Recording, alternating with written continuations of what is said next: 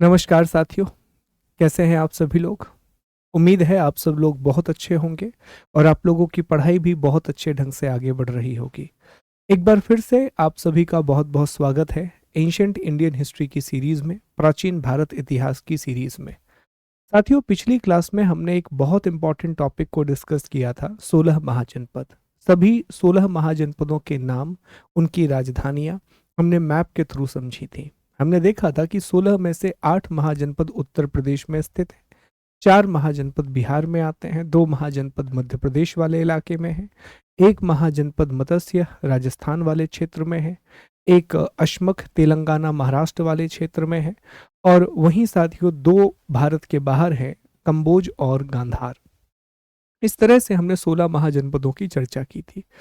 Map जरूर बनाइएगा, 1 से 2 बार अगर आप मैप बनाओगे या फिर खाली पेपर पर प्रैक्टिस करोगे तब भी आपको चीज़ें याद हो जाएंगी। कल हमने बार बार उनको रिकॉल किया, बार बार उनको याद करने की कोशिश की कि कंबोज की राजधानी हाटक या राजपुर है, गांधार की राजधानी तक्षशिला है जिसके बारे में कनिंघम ने पता लगाया था, कुरु की राजधानी इंद्रप्रस्थ रही, पांचाल की राजधानी अहिच छत्र है, कौशल की राजधानी श्रावस्ती, मल्ल की राजधानी कुशीनारा और पावापुरी, व्रज्जी की राजधानी वैशाली, अंग चंपा, मगध राजगृह, काशी वाराणसी, शोरसेन मथुरा, वत्स कौसाम्बी, अशमख पोटली, मत्स्य विराटनगर, अवंती माहिष्मती या उज्जैनी, और उज्जैनी 2 राजधानियां, चेदी शुक्तिमती। इस तरह से हमने 16 महाजनपदों की राजधानियों को पढ़ा था। क्विज में आपने देखा होगा कि अलग अलग तरह के प्रश्न भी महाजनपद से जुड़े हुए हैं, बहुत डिफरेंट डिफरेंट तरह के प्रश्न हैं जो उससे एसोसिएटेड हैं, राजाओं से जुड़े हुए प्रश्न हैं।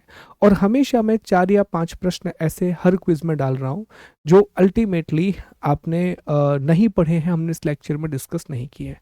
पर्पस यही है कि जितनी ज़्यादा चीज़ें आप सीख सकते हो, कि क्विज आपने लगाई तो 4 नए फैक्ट आपने सीखे, तो वो आपका फायदा है। अच्छा, वैसे ये बहुत रेयरली होता है कि हमारी क्विज में क्वेश्चन गलत हो, पर कोई भी क्वेश्चन अगर आपको डाउटफुल लगता है आप उसको रिपोर्ट कर दिया करो, क्योंकि कई बार क्या होता है साथियों, बहुत सारे क्वेश्चंस होते हैं, उनको जब हम अपलोड करते हैं तो टेक्निकल एरर आ जाता है, तो वो एक ही जगह बी ऑप्शन, कभी भी आपको लगे कि सर ये आंसर गलत हो गया है, एक बार देखिए वहीं क्वेश्चन को रिपोर्ट करने का ऑप्शन आता है, रिपोर्ट कर दीजिए, तो उससे फायदा ये होगा कि हम यहाँ से रिजॉल्व कर देंगे तो सभी जगह वो रिजॉल्व भी हो जाएगा। ठीक है, तो ये जरूर आप करते रहें। आज की क्लास में जो टॉपिक हमें पढ़ना है ये बहुत महत्वपूर्ण टॉपिक है, बहुत ही इंपॉर्टेंट टॉपिक है। हम मगध के बारे में पढ़ेंगे। 16 महाजनपदों में कल हमने चर्चा की थी कि जो सबसे शक्तिशाली महाजनपद है, जो सबसे पावरफुल महाजनपद हुआ, वो मगध हुआ। और इसी मगध में चंद्रगुप्त मौर्य और कौटिल्य ने मिलकर के भारत के पहले साम्राज्य की नींव रखी थी, जिसे हम मौर्य साम्राज्य के नाम से जानते हैं, मौर्यन एम्पायर के नाम से जानते हैं। तो ये टॉपिक आपके मौर्य साम्राज्य की आधारशिला बनाएगा। बीच में एक गैप भी होगा, गैप इसलिए होगा कि अब हमें 3-4 क्लासेस में बुद्धिज्म, जैनिज्म, शैव धर्म, वैष्णव धर्म, भारत का दर्शन, ये सारे टॉपिक कंप्लीट करने होंगे। फिर दोबारा से हम राजनीतिक इतिहास पर आएंगे, दोबारा से हम पॉलिटिकल हिस्ट्री को पढ़ना शुरू करेंगे। ठीक है, बुद्धिज्म की एक क्लास मान लीजिए और जैनिज्म की एक क्लास मान लीजिए, कि 2 क्लासेस में जो धार्मिक भारत के आंदोलन है उसमें दर्शन भी कंप्लीट हो जाएगा। और उसी में मान के चलिए साथियों कि जो और भी अलग अलग धार्मिक संप्रदाय हैं उनकी भी चर्चा बहुत अच्छे से हो जाएगी। हम भागवत धर्म, शैव धर्म, शैव संप्रदाय, इनके बारे में भी डिटेल से डिस्कस कर लेंगे। पर आज हमें मगध के बारे में बात करनी है, मगध को हमें डिस्कस करना है। 3 बातें पढ़ेंगे हम मगध के बारे में। सबसे पहले तो हमेशा की तरह एक परिचय, एक बेसिक इंट्रोडक्शन, जहां हम उसकी ज्योग्राफी को समझेंगे। फिर हम ये भी समझेंगे कि मगध के उत्कर्ष के कारण क्या रहे। 16 महाजनपदों में मगध ही इतना सफल क्यों हुआ, बाकी महाजनपद इतने सफल क्यों नहीं हो पाए, जबकि वज्जी और मल्ल तो गणतंत्र थे। वज्जी विश्व का पहला गणतंत्र है, 8 अलग अलग राज्यों से मिलकर के बना था, जिसे अष्ट संघ या अष्टकुल भी कहा जाता था। फिर वो भी सफल नहीं हो पाया, मगध ही सफल क्यों हुआ। हम ये भी जानेंगे कि मगध पर कितने वंशों ने शासन किया है, कितनी डायनेस्टीज ने रूल किया है। मगध पर 4 प्रमुख वंशों का शासन रहा है मौर्य साम्राज्य की स्थापना होने से पहले। Before the establishment of the Mauryan empire 4 different dynasties have ruled the Magadh. सबसे पहले बृहदत्त वंश, ये मगध के संस्थापक माने जाते हैं। फिर हर्यक वंश, जिसे हर्यंका डायनेस्टी कहते हैं इंग्लिश में, शिशुनाग वंश, और चौथा नंद वंश। और नंद वंश के बाद, नंद डायनेस्टी के बाद मौर्य साम्राज्य की स्थापना हो जाएगी, मौर्यन एम्पायर एस्टेब्लिश हो जाएगा।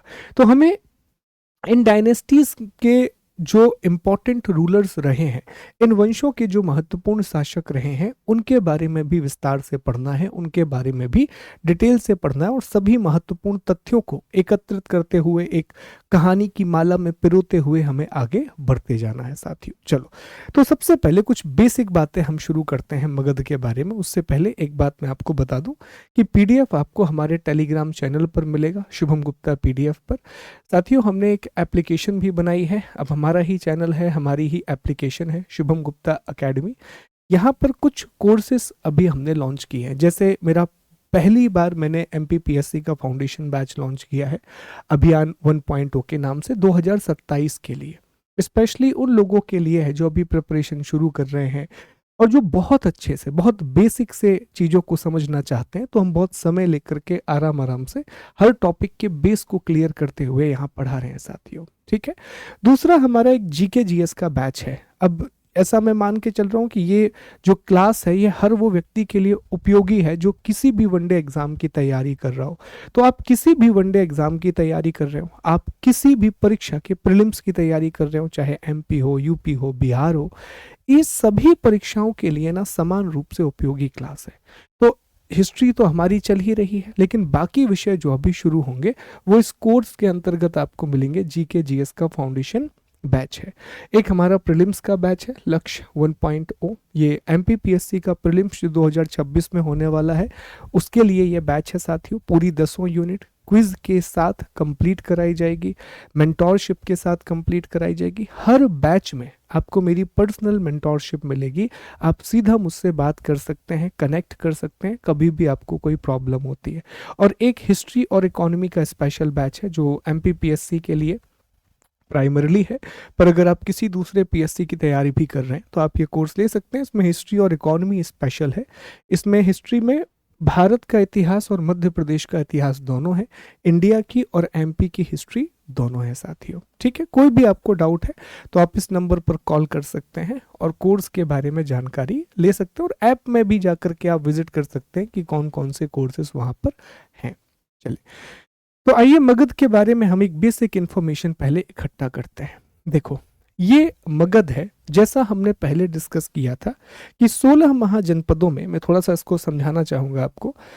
देखिए, यहाँ इस क्षेत्र में जो आज बिहार और झारखंड वाला इलाका है, इस पर्टिकुलर इलाके में मगध महाजनपद था।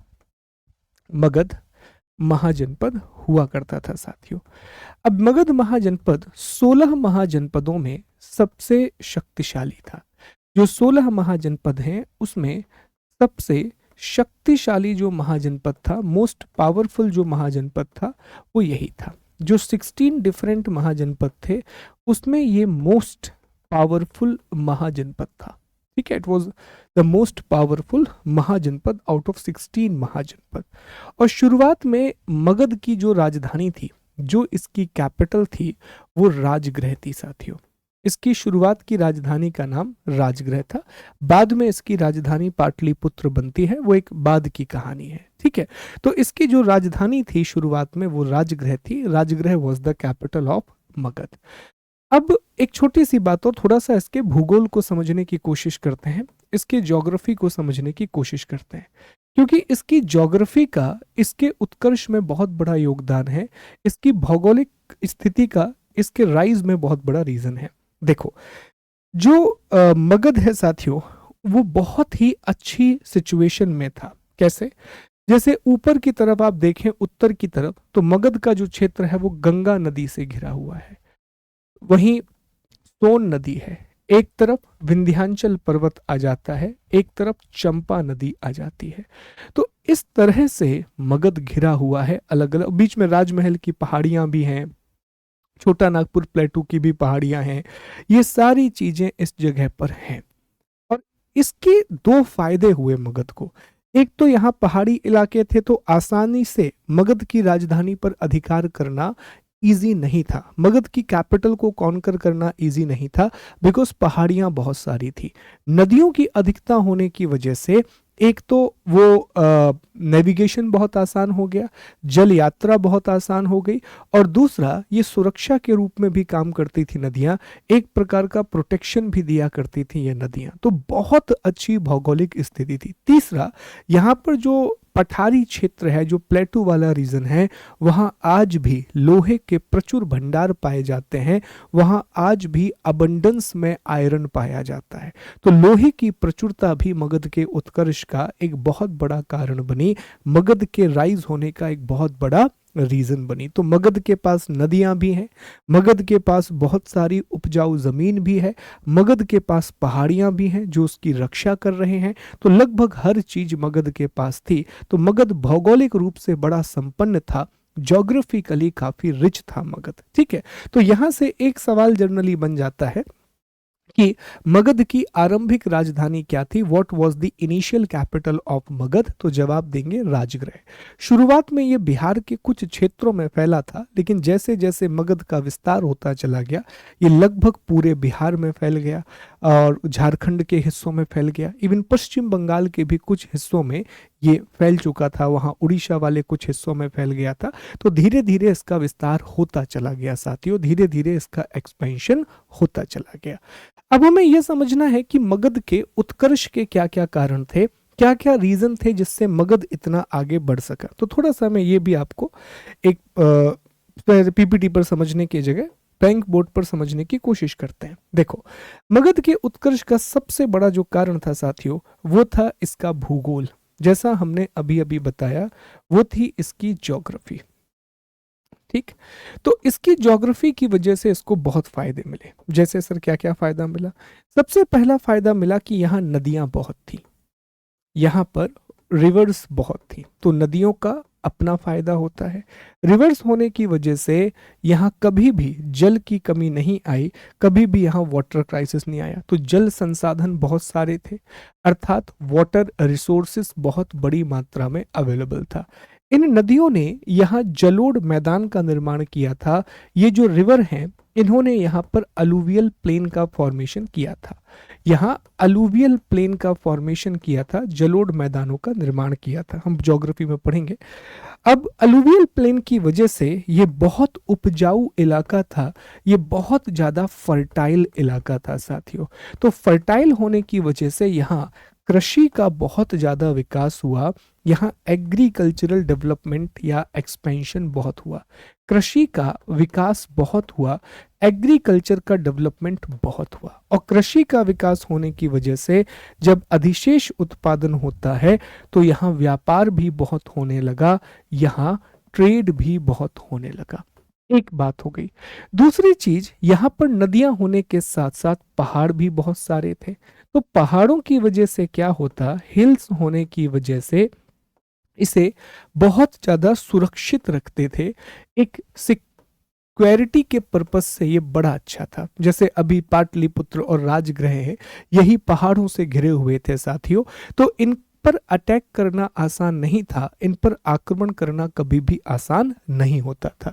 तीसरा, ये जो पठारी क्षेत्र यहाँ पर है, यहाँ जो प्लेटू वाला रीजन है, यहाँ बहुत बड़ी मात्रा में लौह अयस्क आज भी पाया जाता है, यहाँ बहुत बड़ी मात्रा में आयरन ओर था साथियों, और आयरन ओर सबसे बड़ी की थी, क्योंकि लोहे की वजह से इनके बहुत काम हुए। जैसे लोहे की वजह से ये बेहतर हथियार का निर्माण कर पाए, ये बहुत अच्छे वेपन्स का निर्माण कर पाए, जिसकी वजह से इनको युद्ध में बहुत फायदा हुआ, इनको वॉर में बहुत ज़्यादा फायदा हुआ। दूसरा, इन्होंने सिर्फ युद्ध में इनका इस्तेमाल नहीं किया, ये बहुत अच्छे कृषि उपकरण भी बना पाए, ये बहुत अच्छे एग्रीकल्चरल इक्विपमेंट भी बना पाए साथियों, एक बहुत अच्छे एग्रीकल्चरल इक्विपमेंट बना पाए, जिनसे अल्टीमेटली कृषि का विकास हुआ, और कृषि की विकास की वजह से फिर व्यापार का विकास हुआ। तो लोहा बहुत बड़ा रोल प्ले किया, आयरन भी एक बहुत बड़ा रोल प्ले किया। अभी कहानी यहाँ पर खत्म नहीं होती। एक बात और अच्छी थी इस पूरे के पूरे क्षेत्र में कि यहाँ बहुत घने जंगल थे, यहाँ बहुत घने जंगल थे, डेंस फॉरेस्ट था। तो जंगल ज्यादा होने की वजह से इनको दो फायदे हुए।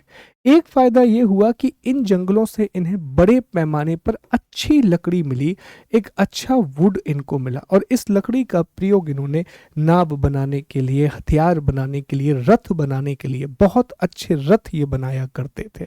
और दूसरा साथियों, यहाँ हाथी भी थे, एलिफेंट।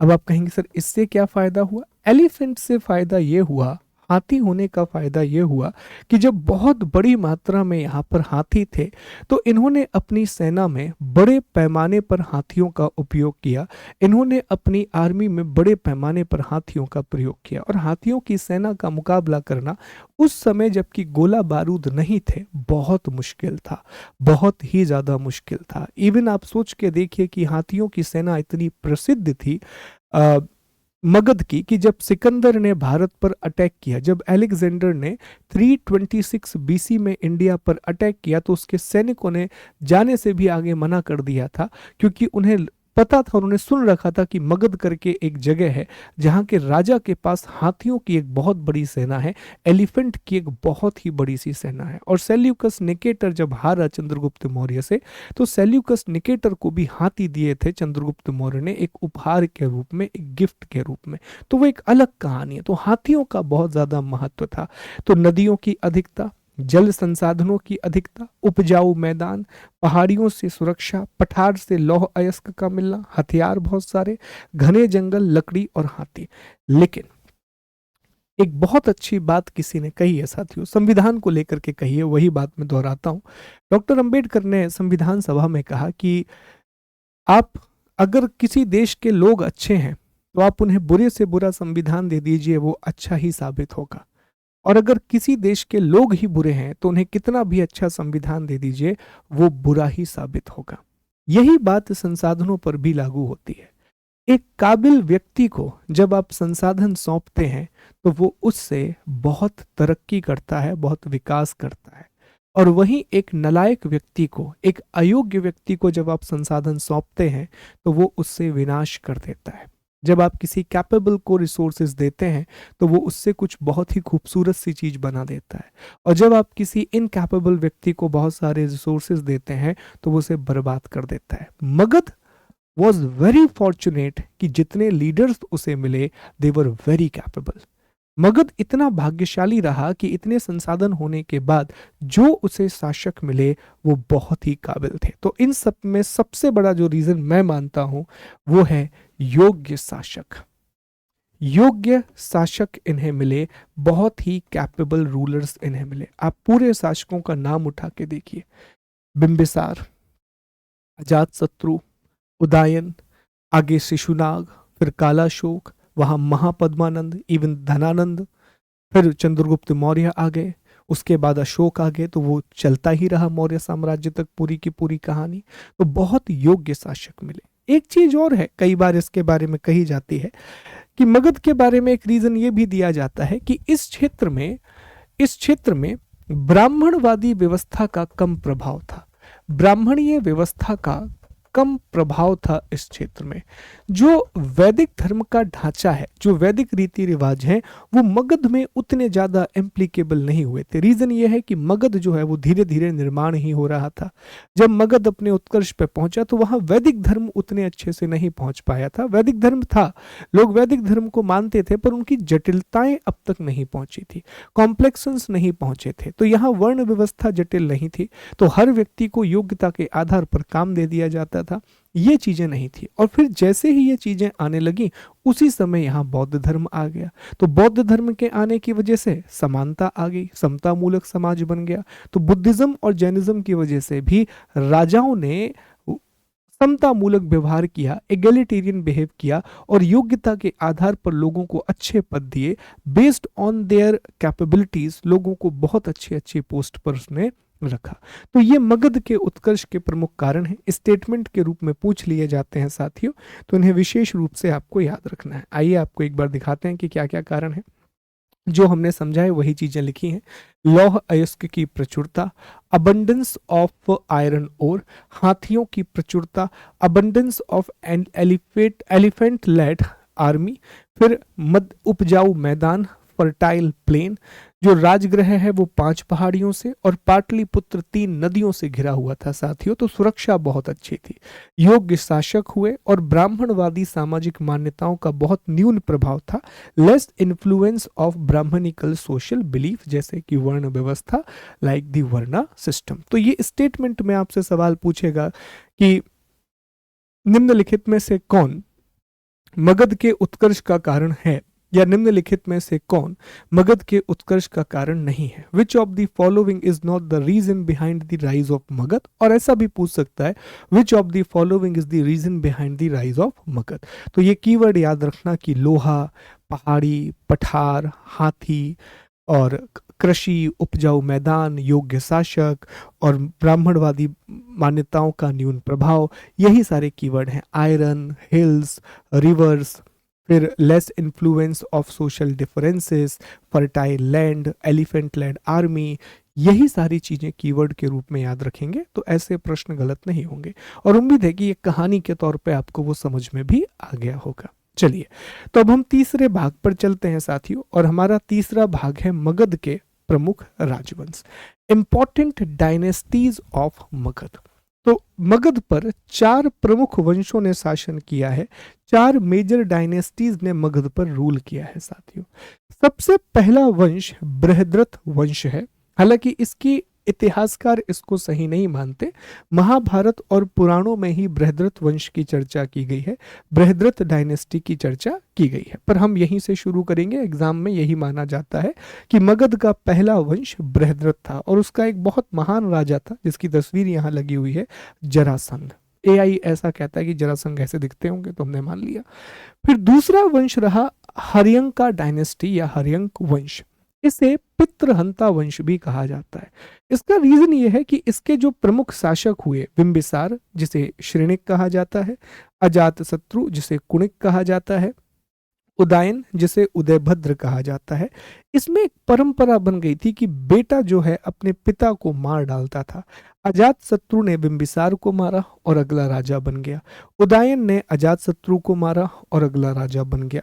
इसी तरह से एक पूरा चैन चलता रहा और नागदशक हर्यक वंश का अंतिम शासक था। Nagadashaka was the last ruler of Haryanka dynasty.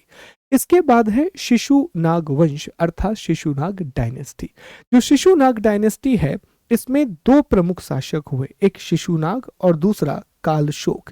कालशोक को काकवर्ण भी कहा जाता है। शिशुनाग और कालशोक को काकवर्ण भी कहा जाता है। और अंतिम शासक था महानंदिम जिसे नंदीवर्धन भी कहा जाता है। ये पूछे जाते हैं अंतिम शासक और पहले शासक, फाउंडर एंड लास्ट रूलर, ये बहुत कॉमन क्वेश्चंस हैं। और नंद वंश यहाँ का अंतिम प्रमुख वंश था। लास्ट मेजर डायनेस्टी नंद डायनेस्टी थी। इसके बाद मौर्य एम्पायर एस्टेब्लिश हो जाता है। तो नंद वंश के संस्थापक का नाम था महापदम नंद और नंद वंश का अंतिम जो शासक हुआ वो धनानंद हुआ। ये घनानंद हो गया, वो धनानंद नाम है। उसको धन संग्रह करने का बहुत ज्यादा शौक था। He used to have a habit of collection of the wealth, तो उसे धनानंद नाम दिया गया था। तो यहां से कुछ चीजें आपको याद रख लेनी है, जैसे हर्यंक्या डायनेस्टी के फाउंडर बिंबिसार, हर्यंक वंश के संस्थापक बिंबिसार, शिशुनाग वंश के संस्थापक शिशुनाग, नंद वंश के संस्थापक महापद्मानंद। मैच द कॉलम में सवाल आया था, याद रखना। अंतिम शासक भी याद रख लेते हैं। हर्यक वंश के अंतिम शासक Nagadashaka, last ruler of Haryanka dynasty Nagadashaka. Shishunaga वंश के अंतिम शासक महानंदिम या नंदीवर्धन और नंद वंश के अंतिम शासक धनानंद। ये विशेष तौर पर ध्यान रखना, ये चीजें बड़ी महत्वपूर्ण हैं। They are very very important and very critical. ठीक है साथियों, उम्मीद है कि ये सारी बातें आपको याद रहेंगी, ये सारे महत्वपूर्ण टॉपिक आपको अच्छे से याद रहेंगे। ठीक है, चलो अब एक एक करके हम पढ़ना शुरू करते हैं और सबसे पहले हम बृहद्रथ वंश के बारे में पढ़ते हैं, बृहद्रथ डायनेस्टी के बारे में पढ़ते हैं। देखो, बृहद्रथ वंश जो है इसे मगध का प्राचीनतम वंश माना जाता है। It is considered as the oldest dynasty of Magadh. इसे मगध का प्राचीनतम वंश कहा जाता है। It is considered as the oldest dynasty of Magadh. ये मगध का प्राचीनतम वंश है, ओल्डेस्ट डायनेस्टी ऑफ मगध है। और फिर से मैं बता दूं कि इसका उल्लेख पुराण और महाभारत में मिलता है। कई इतिहासकार इसके होने पर ही प्रश्न चिन्ह लगाते हैं। पर अगर कभी भी आपसे पूछा जाए कि मगध का सबसे पुराना राजवंश कौन सा था, what was the oldest dynasty of Magadh, हमेशा जवाब देना बृहदत्त वंश, बृहदत्त डायनेस्टी। और अगर बृहदत्त विकल्प में नहीं है तब आप हर्यंका डायनेस्टी को चूज कर सकते हो, तब आप हर्यंक वंश को टिक कर सकते हो साथियों। इसके बाद इसके जो संस्थापक थे या मगध के ही संस्थापक मान लीजिए, वो बृहद्रथ थे और इन्हीं के नाम पर इस वंश का नाम बृहद्रथ रखा गया था। और बृहदत्त के बेटे का नाम था जरासंघ, जो बृहदत्त वंश का सबसे प्रतापी शासक हुआ। जरासंघ जो है वो सबसे पावरफुल रूलर था बृहद्रथ डायनेस्टी का, और इसी ने राजगृह को अपनी राजधानी बनाया था, इसी ने राजगृह को अपनी कैपिटल बनाया था। और जो आखिरी शासक था वो रिपुंजय था। Ripunjay was the last ruler. जो रिपुंजय है वो अंतिम शासक था या आखिरी शासक था। तो ये बातें मुख्य रूप से आपको याद रखनी है। सवाल क्या क्या बनेंगे? पहला सवाल बनेगा कि मगध का प्राचीनतम वंश कौन सा था, ओल्डेस्ट डायनेस्टी ऑफ मगध। जवाब क्या दोगे? बृहदत्त वंश। बृहदत्त वंश का संस्थापक या मगध का संस्थापक किसे माना जाता है? बृहदत्त को। Brihadatta is considered as the founder of Magadh और the founder of Brihadatta dynasty. Jarasandha का संबंध किससे है? जरासंघ इज एसोसिएटेड विद, तो बताएंगे बृहदत्त वंश से जुड़ा हुआ है। Jarasandh is associated with the Brihadatta dynasty. और इस वंश का अंतिम शासक कौन हुआ? तो Ripunjay. Ripunjay was the last ruler. जो रिपुंजय है वो इस वंश का अंतिम शासक हुआ साथियों। ठीक है, चलो आगे बढ़ते हैं। अब हम चर्चा करते हैं अगली डायनेस्टी की, और ये बड़ी इंपॉर्टेंट है, यहां से बहुत सारे सवाल बनेंगे। हर्यंक वंश या हर्यंक डायनेस्टी। ठीक है, और इसमें 3 शासक बहुत प्रमुख हुए, 3 रूलर बहुत इंपॉर्टेंट हुए। नंबर 1 बिंबिसार, ये थोड़ा ऊपर नीचे हो गया, मैं इसको ठीक कर दूंगा। नंबर 1 साथियों बिंबिसार, सबसे पहला शासक। नंबर 2 अजात शत्रु। नंबर 3 उदयन, ये उदयन है, वो उदयन था। और आखिरी शासक जो इसका हुआ वो नागदशक हुआ। तो इसका संस्थापक बिंबिसार था, जिसे श्रेणिक कहा जाता है। उसके बेटे का नाम अजात शत्रु था, जिसे कुणिक कहा जाता है। और अजात शत्रु के बेटे का नाम उदयन था, जिसे उदयभद्र के नाम से जाना जाता है। ये 3 शासक सबसे महत्वपूर्ण थे, ये 3 रूलर सबसे इंपॉर्टेंट थे। तो एक बार सबसे पहले मेरे साथ क्रम याद कर लो ताकि चीजें आपको याद हो जाएं। तो सर सबसे पहले कौन आया? बिंबिसार। और बिंबिसार को क्या बोलते थे? श्रेणिक। उसके बाद कौन आया? अजात शत्रु, इसे क्या बोलते थे? कुणिक। और अजात शत्रु के बाद उदयन, उदयन को क्या बोलते थे? उदय भद्र, ये इसका एक नाम था। और आखिरी शासक कौन हुआ? तो आखिरी शासक हुआ नागदशक। और नागदशक का भी एक नाम है दर्शक। नागदशक को दर्शक के नाम से भी जैन और बौद्ध ग्रंथों में बताया गया है। देखो क्या है ना कि महाजनपद काल की अधिकांश जानकारी हमें जैन और बौद्ध ग्रंथों से ही मिलती है, विशेष तौर पर अंगुत्तर निकाय जो कि एक बौद्ध ग्रंथ है, और भगवती सूत्र जो कि एक जैन ग्रंथ है। यहाँ से हमें मुख्य रूप से महाजनपद काल की जानकारी मिलती है, महाजनपद पीरियड की इंफॉर्मेशन मिलती है। चलो तो अब एक एक के बारे में पढ़ना शुरू करते हैं, एक एक को हम पढ़ते हैं साथियों। तो सबसे पहला इसमें नाम आता है बिंबिसार का। देखो बिंबिसार को जैन साहित्य में श्रेणिक नाम से पुकारा गया है। बिंबिसार को क्या कहा गया है? श्रेणिक कहा गया है। और इसे मगध का वास्तविक संस्थापक भी कहा गया है। He is called the actual founder of Magadh. इसे मगध का वास्तविक संस्थापक कहा गया है, क्योंकि इतिहासकार यहीं से चीजों को मानना शुरू करते हैं, जो हिस्टोरियंस है वो यहीं से चीजों को मानना शुरू करते हैं साथियों।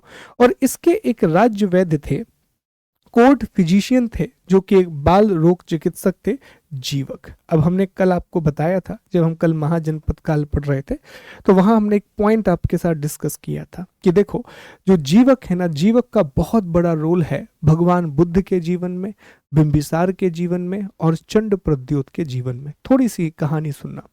जीवक ने अपनी जो शिक्षा है वो तक्षशिला से पूरी की थी। तक्षशिला जो भारत का प्राचीनतम विश्वविद्यालय है, वहां से इन्होंने अपनी चिकित्सा पूरी की थी। और कहा जाता है कि ये शुरू से ही ना औषधियों में बहुत रुचि लिया करते थे। जो हर्ब्स होती हैं उसमें इनका बहुत ज्यादा इंटरेस्ट था। तो इनके पीछे ना एक छोटी सी किंवदंती है, मैं आपको सुनाता हूँ कि जब ये अपनी शिक्षा पूरी कर रहे थे तो इन्होंने पूछा अपने गुरु से कि गुरु जी बताइए, मैं कब तैयार हूं और कब मैं अब लोगों का इलाज करना शुरू कर सकता हूं या लोगों का अपना व्यवसाय शुरू कर सकता हूं। तो गुरु ने इनको टास्क दिया। गुरुजनों ने कहा कि आप हिमालय जाओ, क्योंकि तक्षशिला से वो हिंदू कुश वाला पूरा इलाका रख जाता है, तो वहां पर जाओ और पता करके आओ, एक ऐसी जड़ी बूटी लेके आओ जो तुम्हें बिल्कुल नई दिखे हो, जिसके बारे में तुम्हें ना पता हो। तो वो हिंदू कुश गए, बहुत समय तक घूमते रहे, 1-2 महीने तक उन्हें कोई भी ऐसी चीज नहीं मिली। तो बड़े हताश होकर के वो गुरु जी के पास आए कि मुझे कोई भी ऐसी जड़ी बूटी नहीं मिली जिसके बारे में मुझे पता ना हो। ठीक है, तब गुरुजनों ने कहा कि अब आप तैयार हो, अब आपको संपूर्ण ज्ञान हो चुका है। तो वो हताश होकर के आए थे। गुरु जी ने उनका परीक्षण लेने के लिए उनको भेजा था कि क्या वो तैयार हैं या नहीं है। तो इस तरह जीवक की कहानी शुरू होती। जीवक और बिंबिसार बहुत पहले से एक दूसरे से जुड़े हुए हैं। वो एक अलग कहानी है, उसको हम कभी और डिस्कस करेंगे साथियों।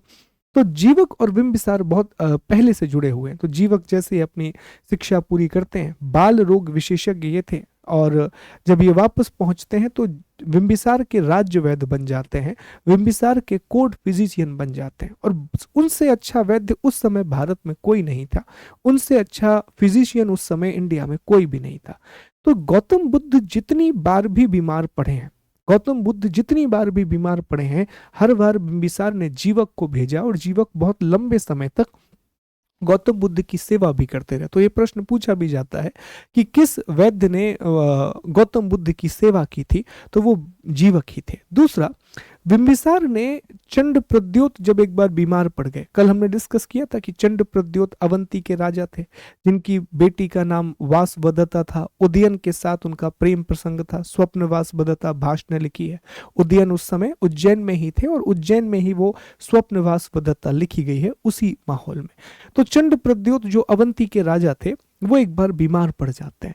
तो उनकी बीमारी का इलाज करने के लिए भी बिंबिसार जीवक को भेजते हैं। और शायद उन्हें पीलिया हो गया था, ऐसा लोग कहते हैं, अलग अलग बीमारियों के नाम लेते हैं। ठीक है, कुछ कहते हैं पाइल्स हो गया था, पर ठीक है, एक बीमारी थी जो थी जिसको दूर करने के लिए जीवक गए थे। और इसके बाद ये भी कहा जाता है कि फिर बिंबिसार और चंड प्रद्योत के बीच में अच्छे संबंध स्थापित हो गए थे। बिंबिसार और चंड प्रद्योत के बीच में एक बहुत बेहतर रिलेशन एस्टेब्लिश हो गया था साथियों। अभी हम पढ़ेंगे बिंबिसार के बारे में। और तो बस एक कहानी थी, याद रखना, फैक्ट याद हो जाते हैं थोड़ी थोड़ी कहानियां सुनने पे। तो बिंबिसार को श्रेणिक भी कहा जाता था। अच्छा, मैं डेट जानबूझ के डिस्कस नहीं कर रहा हूं, एग्जाम में डेट नहीं पूछता है, इसलिए लिखा है कि आप एक बार पढ़ लेंगे, दैट्स इट।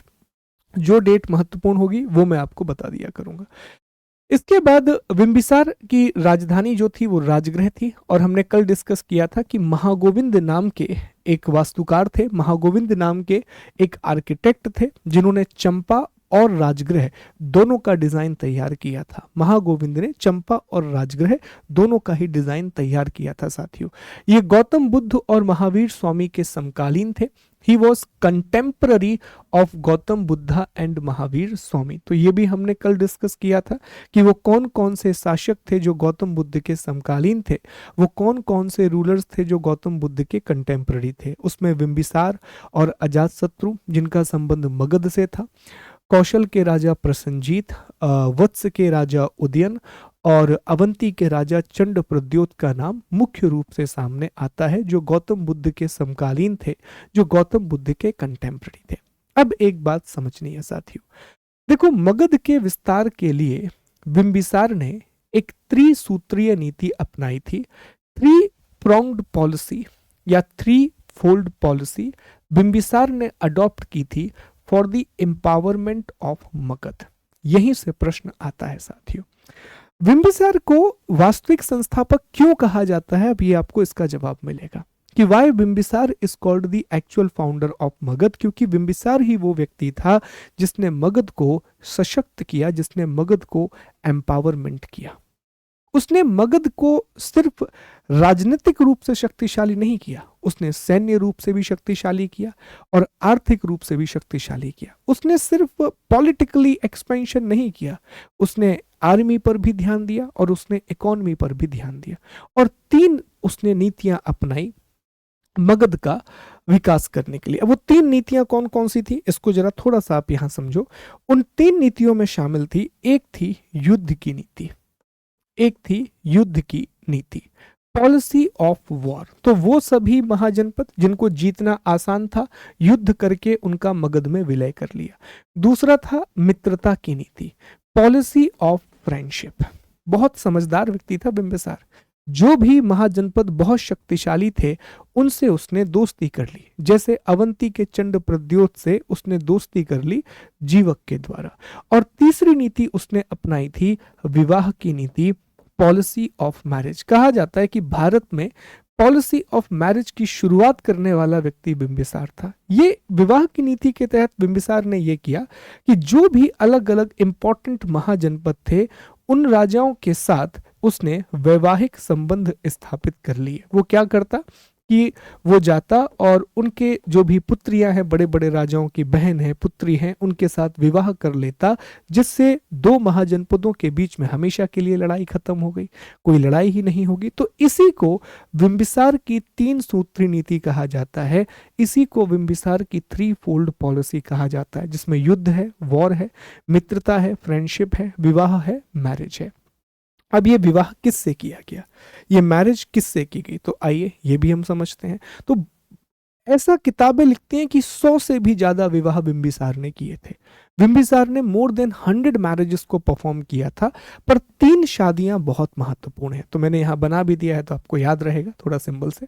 3 शादियां बहुत इंपॉर्टेंट है। पहला, लिच्छवी के राजा चेटक की पुत्री चेलना, कौशल के राजा प्रसंजीत की बहन महाकौशला, जिससे उसे काशी मिल गया दहेज में, और भद्र राजकुमारी शेमा, भद्र स्टेट की प्रिंसेस शेमा। अब जो लिच्छवी हैं ये वैशाली व्रज्जी से संबंधित थे, और व्रज्जी उस समय सबसे शक्तिशाली गणराज्य था। व्रज्जी उस समय मोस्ट पावरफुल रिपब्लिक था, तो उसने व्रज्जी के साथ दोस्ती कर ली।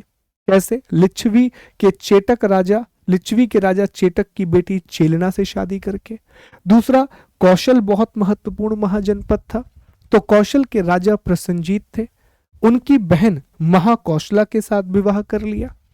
और तीसरा, भद्र राज्य की राजकुमारी शेमा के साथ भी विवाह कर लिया। भद्र नाम का एक छोटा सा स्टेट था, छोटा सा टेरिटरी थी, वहां की प्रिंसेस शेमा से विवाह कर लिया। और ये चीजें बहुत ज्यादा पूछी जाती हैं कि कौन किससे संबंधित था। तो याद रखना, चेटक लिच्छवी राजा थे और इनकी बेटी का नाम चेलना था। चेटक जो है वो लिच्छवी किंग थे, इनकी डॉटर का नाम चेलना था। प्रसेनजीत कौशल किंग थे और इनकी सिस्टर का नाम महाकौशला था। प्रसेनजीत कौशल के राजा थे, इनकी बहन का नाम महाकौशला था। और भद्र राजकुमारी शेमा, भद्र की राजकुमारी शेमा थी, भद्र की जो प्रिंसेस है उनका नाम शेमा था। तो ये याद रखने वाली बातें हैं, यहां से प्रश्न पूछ लिए जाते हैं साथियों। ठीक है, तो आखिरी में फिर क्या होता है कि बिंबिसार को उसका बेटा अजातशत्रु मार डालता है। उसकी भी अलग अलग कहानियां हैं, जैन कहानियां अलग कहती हैं और बौद्ध कहानियां अलग कहती हैं। ठीक है, कि बहुत लंबे समय तक लेकिन अजातशत्रु ने बिंबिसार को बहुत लंबे समय तक कैद में रखा था, और कैद में रखने के बाद फिर उसको मार दिया था। ऐसी कुछ अलग अलग बातें हैं, बहुत कंफ्यूजन था, बचपन की कहानियां हैं, अलग अलग बातें हैं, उसको कभी बाद में डिस्कस करेंगे।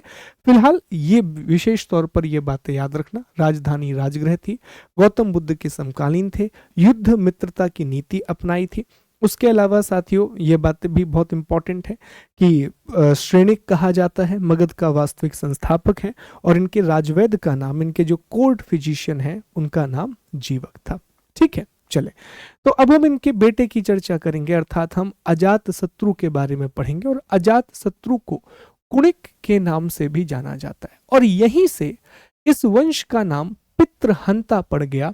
यहीं से इस डायनेस्टी को पितृहंता डायनेस्टी भी कहा जाने लगा, क्योंकि अजात शत्रु ने अपने पिता बिंबिसार को मारा था और उदयन ने अपने पिता अजात शत्रु को मारा था, और आगे भी ये प्रक्रिया चलती रही, आगे भी इस प्रोसेस को फॉलो किया। अजात शत्रु का मगध के उत्कर्ष में बहुत बड़ा योगदान है। अजात शत्रु का राइज ऑफ मगध में एक बहुत बड़ा कंट्रीब्यूशन है। देखो, बिंबिसार ने फाउंडेशन तैयार कर दी थी, बिंबिसार ने नींव बना दी थी, उसने सेना की स्थिति अच्छी कर दी थी, प्रशासन को स्थापित कर दिया था और आर्थिक प्रशासन को भी स्थापित कर दिया था। तो बिंबिसार इकोनॉमी, एडमिनिस्ट्रेशन और आर्मी, इन तीनों चीजों को सेट कर गया था। तो अब अजात शत्रु के पास वो फ्रीडम थी कि उसे आंतरिक मामलों के बारे में ज्यादा चिंता नहीं करनी थी, उसे इंटरनल अफेयर्स के बारे में वरिड होने की जरूरत नहीं थी। वो विस्तार कर सकता था, वो एक्सपेंशन कर सकता था, और अजात शत्रु ने यही किया। अजात शत्रु ने बड़े पैमाने पर विस्तार किया, बहुत बड़ा, ऐसा नहीं कि सबसे ज्यादा विस्तार किया, पर उसने विस्तार किया। उसने राज्यों को जीतने की कोशिश की, और इस क्रम में सबसे पहले उसने कौशल को मगध में मिला लिया। ठीक है, कौशल को मगध में मिला लिया।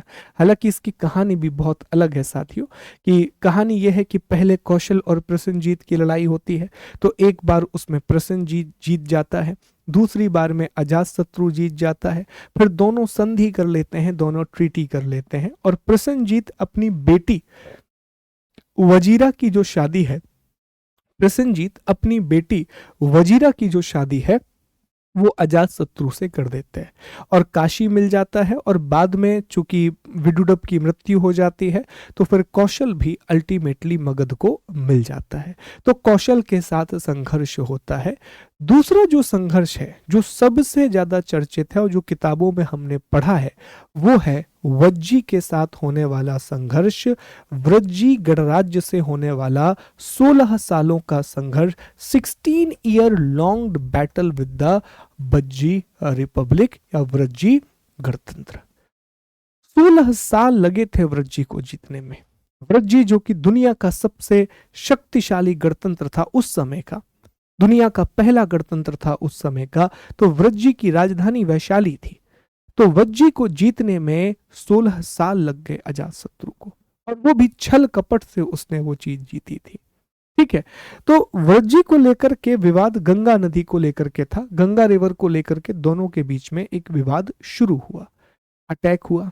कई बार अजातशत्रु ने अटैक किया तो वो भी नहीं जीत पाया, उन्होंने अटैक किया वो भी नहीं जीत पाए, तो दोनों ड्रॉ की सिचुएशन चलती रही। फिर अजातशत्रु को एक सलाह मिली, और लोग कहते हैं कि वो सलाह गौतम बुद्ध ने दी थी, कि गौतम बुद्ध की सलाह से अजातशत्रु ने क्या किया कि अपने एक मंत्री, और मंत्री का नाम बड़ा इंपॉर्टेंट है साथियों, मंत्री का नाम है वर्षकार, वर्षकार मंत्री का नाम है। तो अपने मंत्री वर्षकार को उसने वज्जी भेजा।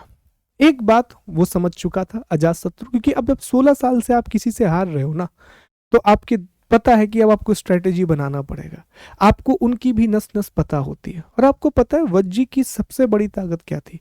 वज्जी की सबसे बड़ी ताकत थी उनकी एकता। वो 8 राजा थे और 8 राजाओं की एकता सबसे बड़ी ताकत थी, उनकी यूनिटी में सबसे पावरफुल जो उनके पास वेपन था वो था यूनिटी। तो वर्षकार को अजातशत्रु ने भेजा कि तुम वहां वेश बदल करके जाओ, वज्जी के राज्य में शामिल हो, बड़े बड़े लोगों के बीच शामिल हो जाओ और उनकी एकता को तोड़ने की कोशिश करो। तो वर्षकार ये करने में सफल भी रहा, वर्षकार ने उनकी एकता तोड़ी, और इस बार अजातशत्रु ने अपनी सेना भी बहुत अच्छे से तैयार कर ली थी। वो दो नए शस्त्रों का उसने प्रयोग किया, एक रथ मूसल बहुत इंपॉर्टेंट है, और दूसरा महाशिला कंटक। ये बाहुबली में दोनों को दिखाया गया है, रथ मूसल और महाशिला कंटक। ये पूछा जाता है कि रथ मूसल और महाशिला कंटक क्या थे। ये जो आप देख रहे हो ना, ये बाहुबली में वो चलाता है, वो बाहुबली के अपोजिट जो थे, क्या नाम था, भल्लाल देव या कुछ तो नाम था, ठीक है। तो ये देखो इस तरह का ये रथ मूसल है साथियों, और ये आप जो देख रहे हैं जिसका प्रयोग प्रभास करते हैं, बाहुबली करते हैं, महाशिला कंटक। ये दो नए शस्त्रों ने भी युद्ध के डायनेमिक्स को बदल के रख दिया।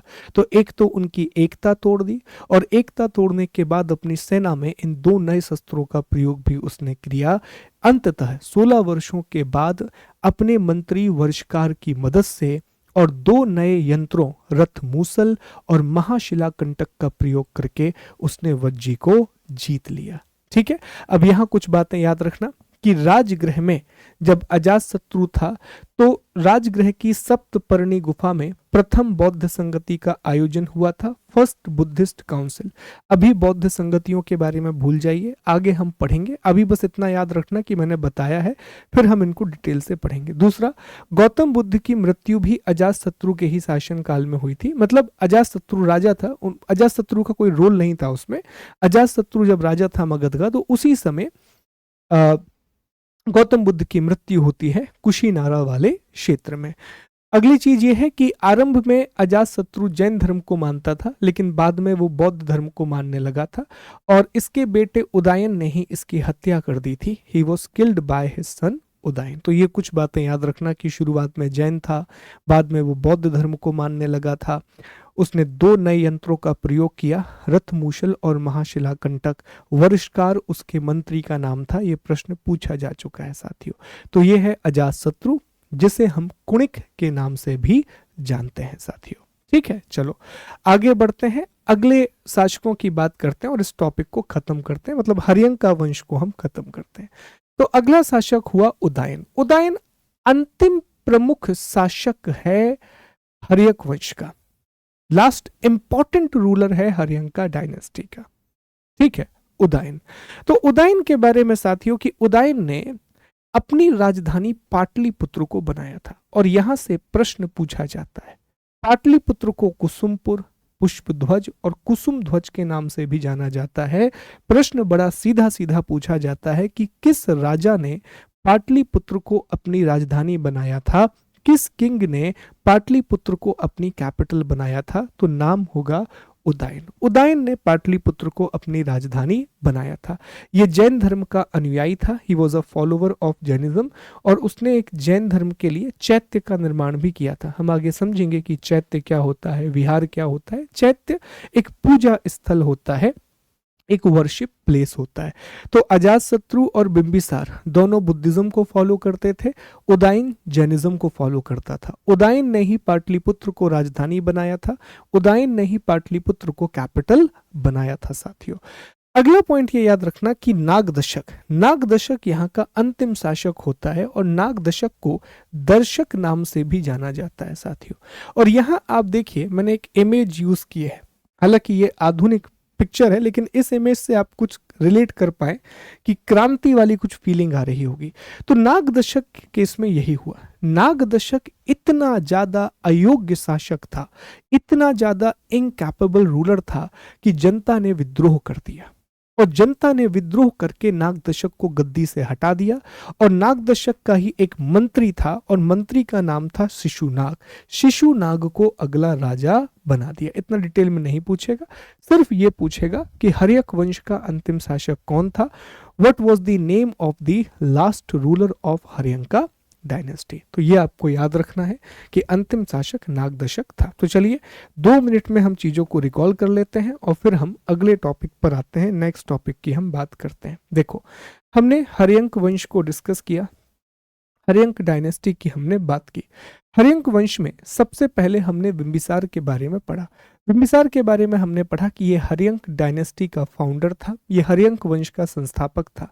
इसे मगध का वास्तविक संस्थापक भी कहते हैं, एक्चुअल फाउंडर या रियल फाउंडर भी कहते हैं।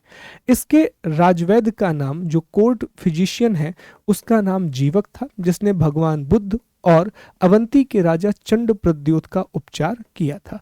इसकी राजधानी, इसकी जो कैपिटल है वो राजगृह थी साथियों। राजगृह जो कि 5 पहाड़ों के बीच में स्थित थी।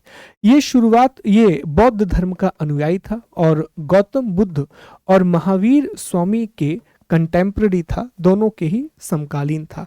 अगली बात हमने बिंबिसार के बारे में ये पढ़ी थी कि बिंबिसार ने मगध का विस्तार करने के लिए 3 अलग अलग नीतियां अपनाई थी।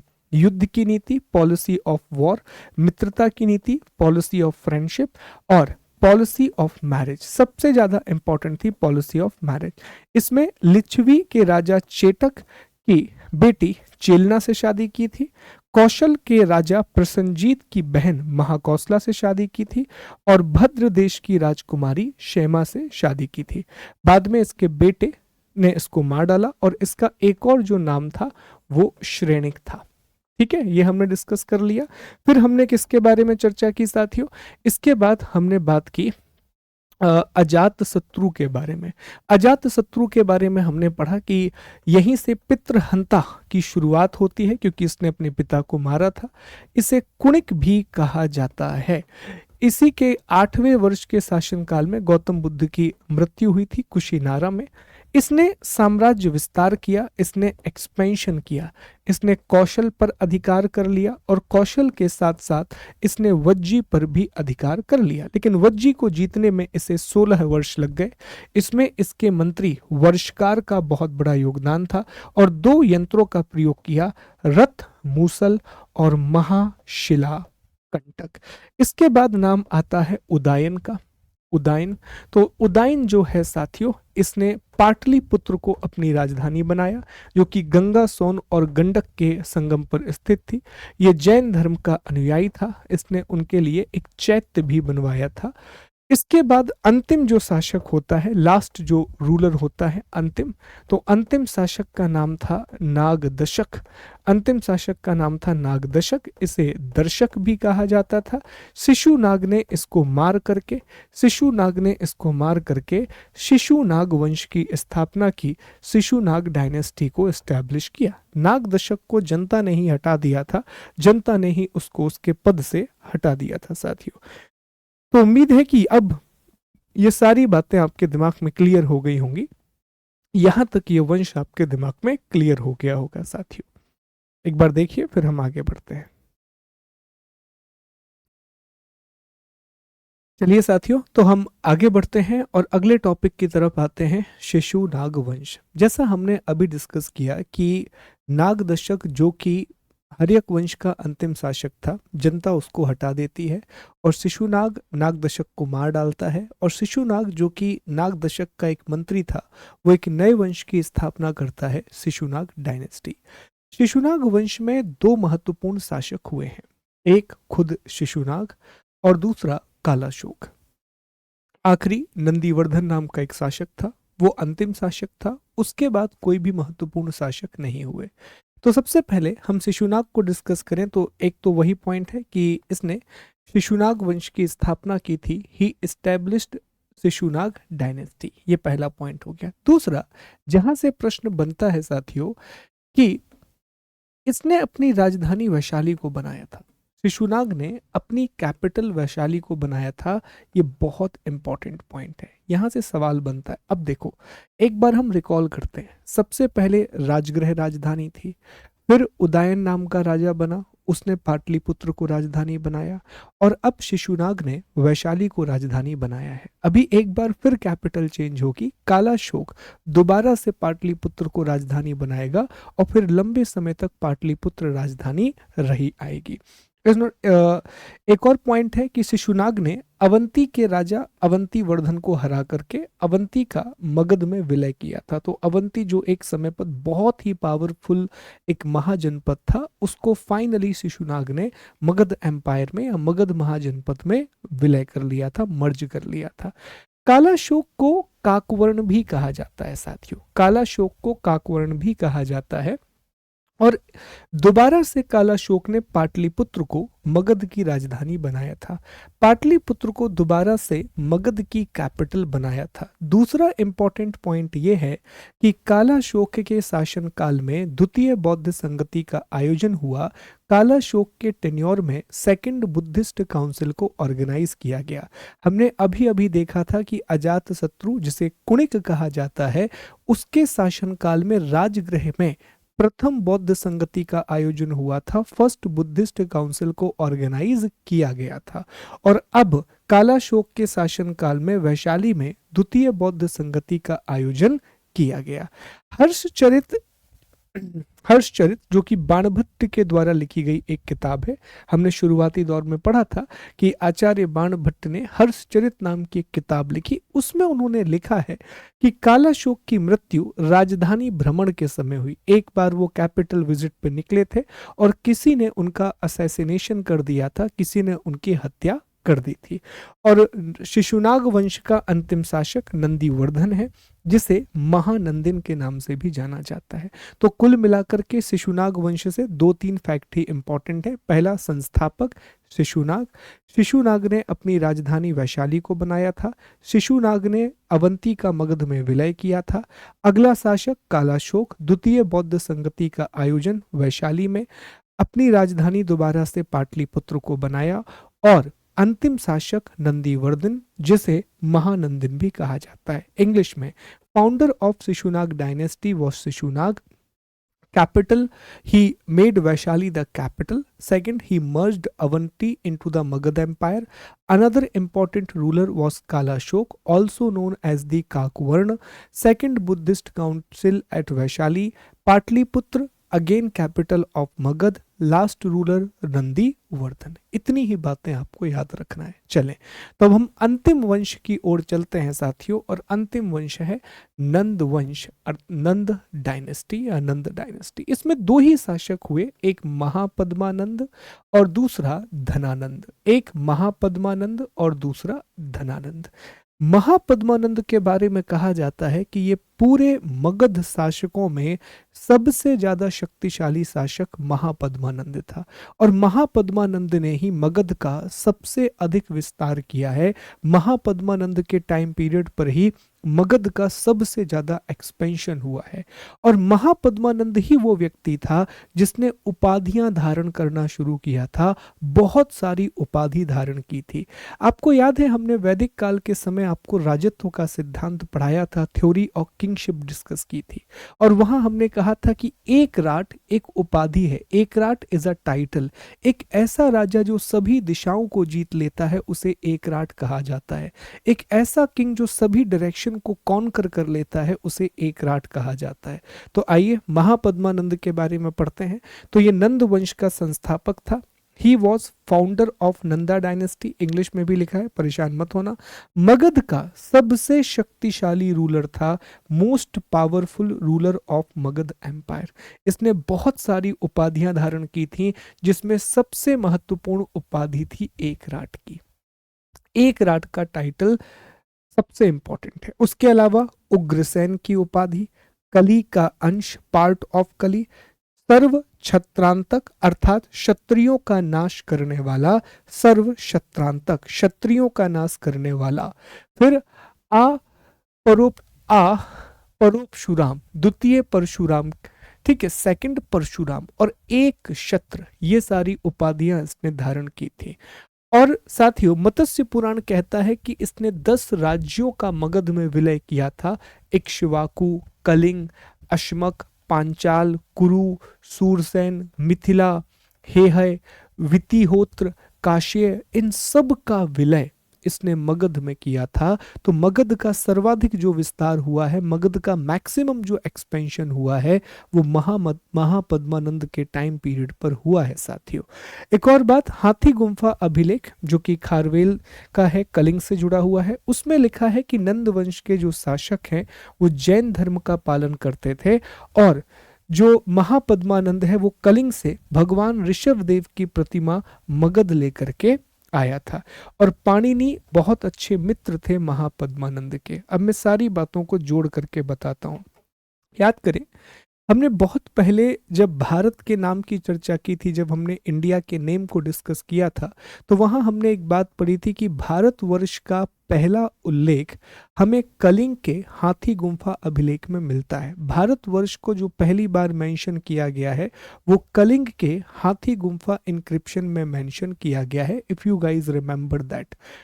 वहीं से जो कलिंग का हाथी गुम्फा इंक्रिप्शन है, कलिंग का जो हाथी गुम्फा अभिलेख है, वहीं पर हमें एक और जानकारी मिलती है कि नंद वंश के जो शासक थे महापद्मानंद और धनानंद, दोनों ही जैन धर्म के अनुयायी थे। दोनों ही जैनिज्म को मानते थे। इवन महापद्मानंद ने भगवान ऋषभ देव की एक मूर्ति जो कि कलिंग में थी, भगवान ऋषभ देव की एक प्रतिमा जो कि कलिंग में थी, वो वहां से लेकर के आए थे और मगध में ला करके रखी थी। एक और इंटरेस्टिंग बात यह है कि आचार्य पाणिनि जो संस्कृत के सबसे महान विद्वान माने जाते हैं, पाणिनि जो कि संस्कृत के ग्रेटेस्ट स्कॉलर हैं, वो इनके बहुत अच्छे फ्रेंड थे महापद्मानंद के। तो एक प्रश्न पूछा भी गया है कि पाणिनि मुख्य रूप से मगध के किस राजा के समकालीन थे, पाणिनि जो है वो किस मगध रूलर के कंटेम्पररी थे। तो जवाब होगा महापद्मानंद। तो महापद्मानंद के बारे में क्या क्या याद रखोगे? नंबर 1, मगध में नंद वंश का संस्थापक, founder of Nanda dynasty in Magadha, Magadha का सबसे शक्तिशाली राजा, most powerful ruler of the Magadha. तीसरा, उपाधियां धारण करने वाला, बहुत सारे टाइटल, जिसमें सबसे महत्वपूर्ण है एक राट, एक राट की उपाधि धारण की थी। क्षत्रियों को नाश करने वाला और द्वितीय परशुराम भी कहा जाता है, second Parashurama and destroyer of kshatriya भी कहा जाता है।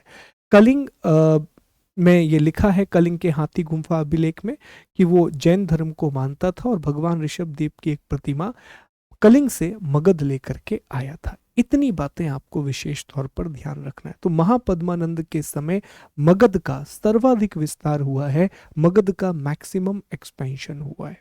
इसके बाद है साथियों आखिरी और अंतिम शासक, जिसका नाम है धनानंद। ये इंग्लिश में भी लिखा है सारी चीजें, जिसका नाम है साथियों धनानंद। धनानंद अंतिम शासक है और ये सारी फोटो मैंने लगाई हैं ताकि चीजें जल्दी रिकॉल हो जाएं, क्योंकि ये टीवी सीरियल्स हमने बहुत बार देखे हुए हैं साथियों।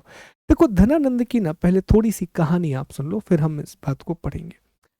महापद्मानंद एक बहुत बड़ा और एक बहुत शक्तिशाली राज्य धनानंद के लिए छोड़ करके गया था। धनानंद के पास एक बहुत बड़ी आर्मी थी, बहुत ही बड़ा स्टेट था, बहुत अच्छी इकोनॉमिक कंडीशन थी, तो धनानंद को सारी चीजें बहुत अच्छी मिली थी। पर धनानंद बहुत अयोग्य था। जो धनानंद है वो बहुत बहुत ज्यादा बोलते ना कि इनकैपेबल था। उसके पास ये सारे संसाधन थे, उसके बाद भी वो इन्हें मैनेज नहीं कर पाया। कहा जाता है कि उसे संपत्ति के संग्रह का बहुत ज्यादा शौक था, उसे वेल्थ कलेक्शन का बहुत ज्यादा शौक था। तो वो हर किसी का अपमान करते रहता, किसी को कुछ दान में दिया है पुराने राजाओं ने तो उनसे वापस ले लेता, इसलिए उसका नाम पड़ गया धनानंद। इसी बीच में एक चाणक्य, जिन्हें आचार्य कौटिल्य, आचार्य विष्णुगुप्त भी कहा जाता है, जिन्होंने अर्थशास्त्र नाम की एक महान किताब लिखी है। कहा जाता है कि एक बार चाणक्य के साथ इनका विवाद हो गया और धनानंद ने आचार्य चाणक्य को अपमानित कर दिया। वे इस अपमान से दुखी हुए और दुखी होने से भी ज्यादा बहुत गुस्से में थे और इतने क्रोधित हो गए कि उन्होंने उस समय ये ठान लिया कि वो धनानंद को गद्दी से हटा करके रखेंगे। चंद्रगुप्त मौर्य मिले, चंद्रगुप्त मौर्य को ट्रेन किया, बहुत सारी रणनीतियां बनाई और एक छोटा सा युद्ध हुआ जिसमें चंद्रगुप्त मौर्य ने धनानंद का जो मंत्री था भद्दशाल को हरा दिया और धनानंद को गद्दी से अलग करके चंद्रगुप्त मौर्य गद्दी पर बैठे और मौर्य साम्राज्य की स्थापना हुई, जो भारत का पहला साम्राज्य था, जो इंडिया का पहला एम्पायर था। इंपॉर्टेंट बात यह है कि जिस समय धनानंद मगध पर शासन कर रहा है, जिस समय Dhanananda is ruling the Magadh, हम पढ़ेंगे, अगला टॉपिक है भारत में विदेशी आक्रमण, यही हमारा अगला टॉपिक है। इसी समय अलेक्जेंडर द ग्रेट, सिकंदर महान का भारत पर आक्रमण होगा। साथियों सिकंदर का जन्म ग्रीक वाले इलाके में हुआ था, यूनान वाले इलाके में उसका जन्म हुआ था। वहां से वो पूरे एशिया को जीतते हुए भारत पहुंचा था और 326 ईसा पूर्व में 326 बीसी के आसपास उसने भारत पर अटैक किया। ऑल्दो वो भारत के आंतरिक भागों में नहीं आ पाया, उसकी सेना बाहर से ही लौट गई, लेकिन यह प्रश्न पूछा जाता है कि 326 ईसा पूर्व में जब सिकंदर ने भारत पर आक्रमण किया, when Alexander invaded the India, who was the king of Magadh? तो Dhanananda was the king of Magadha. आइए कुछ बातें जान लेते हैं और फिर हम इस टॉपिक को, मगध के उत्कर्ष को भी खत्म करते हैं। कल की क्लास में जो हम पढ़ रहे होंगे वो भारत में विदेशी आक्रमण और भारतीय दर्शन भी हम कल पढ़ लेंगे। इंडियन फिलोसफी के बारे में बेसिक्स भी हम कल पढ़ लेंगे और फिर हम शुरू करेंगे बौद्ध धर्म और जैन धर्म को पढ़ना। ध्यान दीजिएगा साथियों। देखिए, नंद वंश का ये अंतिम शासक है, last ruler of Nand dynasty, Sikandar के समकालीन है, कंटेम्पररी ऑफ अलेक्जेंडर। जैसा हमने कहा, यूनानी भाषा में धनानंद के लिए अग्रमीज या कार्टियस या जेंद्रामीज वर्डों का इस्तेमाल किया गया है। तो ग्रीक जब चूंकि सिकंदर के समकालीन है, because he is contemporary to Alexander, तो अलेक्जेंडर के साथ बहुत सारे स्कॉलर आए थे, तो उन स्कॉलर्स ने अपनी किताबों में धनानंद के लिए अग्रमीज या जेंद्रामीज जैसे शब्दों का प्रयोग किया है। ये मैंने सिकंदर पोरस वाली फोटो बनाई है। जैन एक मंत्री थे, शक्टाल और स्थूलभद्र। उर्ष, उपवर्ष, वररुचि, कात्यायन जैसे विद्वान थे। एक माप तौल प्रणाली प्रचलित इसने की थी, एक मेजरमेंट वेट सिस्टम इसने बनाया था जिसे नंदोपक मणि मानानी कहते थे। नंदोपक मणि मानानी एक माप तौल की प्रणाली थी। 326 ईसा पूर्व, ये डेट बड़ी इंपॉर्टेंट है, 326 ईसा पूर्व 326 बीसी में सिकंदर का भारत पर आक्रमण हुआ था। अलेक्जेंडर अटैक्ड इंडिया और अंततः चंद्रगुप्त मौर्य ने चाणक्य की मदद से, आचार्य चाणक्य की मदद से धनानंद के युद्ध मंत्री भद्रशाल को पराजित करके 320-321 ईसा पूर्व में मौर्य साम्राज्य की स्थापना की, मौर्यन एम्पायर को एस्टैब्लिश किया। ये देखिए धनानंद है, ये महान आचार्य कौटिल्य हैं, यहाँ ये पोरस और सिकंदर है जिसकी कहानी हम आगे पढ़ेंगे, स्टोरी पढ़ेंगे। कल की क्लास में ही एक्चुअली हम पढ़ रहे होंगे कि कैसे अटैक होता है, पोरस कितनी वीरता से लड़ते हैं और कैसे समझौता होता है। ईरानियों के आक्रमण के बारे में पढ़ेंगे और भारतीय दर्शन के बारे में पढ़ेंगे। तो उम्मीद है कि ये क्लास आपको पसंद आई होगी और सारी चीज़ें आपको समझ में भी आ रही होंगी। क्विज लगाइएगा, बहुत अच्छे प्रश्न हैं, सारी चीज़ों को अटेम्प्ट कीजिएगा। एक और बात मैं बता दूं साथियों कि ये राजधानियां हैं अलग अलग। जरासंघ के समय राजगृह, उदयन के समय पाटलिपुत्र, शिशुनाग ने वैशाली और कालाशोक ने दोबारा से पाटलिपुत्र को राजधानी बनाया था। ये हमारा टेलीग्राम चैनल है, ये कॉन्टैक्ट नंबर है, ये हमारे अलग अलग कोर्सेस हैं साथियों जिनके बारे में आप इंक्वायरी कर सकते हैं। MPPSC फाउंडेशन कोर्स जो बहुत अच्छे तरीके से चल रहा है, GK GS foundation course, history economy का स्पेशल कोर्स और MPPSC प्रीलिम्स, इन कोर्सेज के बारे में आप इंक्वायरी कर सकते हैं, ज्वाइन कर सकते हैं, जहां बहुत सिस्टमैटिक तरीके से हम पढ़ रहे हैं। सारे कोर्सेज मेरी ही मेंटोरशिप में हो रहे हैं, तो आप सीधा मुझसे कनेक्ट भी हो सकते हैं साथियों। अपना ख्याल रखिए, बहुत खुश रहिए, आगे बढ़ते रहिए। जय हिंद, जय भारत।